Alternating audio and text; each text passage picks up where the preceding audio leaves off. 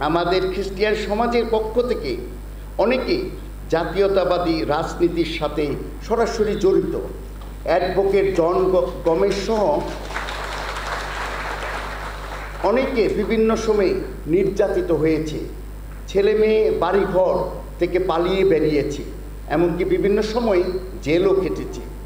আমরা খুবই ইচ্ছা প্রকাশ করি অ্যাডভোকেট জন সহ আদিবাসী নেতৃবৃন্দ রয়েছে, তাদের দিকে নজর দিবে এবং আমাদের সমাজে শিক্ষিত মহিলা রয়েছে, তাদেরকেও একটু সেই সংরক্ষিত আসনে তাদের কথা একটু চিন্তা করবেন, যাতে আমরা আপনাদের সাথে থাকতে পারি, দেশে সেবা করার সুন্দর একটা সুযোগ পাই।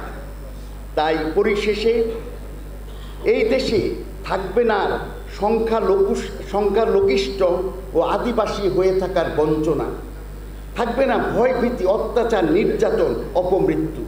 আমরা সবাই বাংলাদেশী, আমরা সম অধিকার, মর্যাদা, পারস্পরিক শ্রদ্ধাবোধ নিয়ে মিলেমিশে ভালোবাসায় ও ভ্রাতৃত্বের এক নতুন বাংলাদেশ গড়ে তুলতে চাই।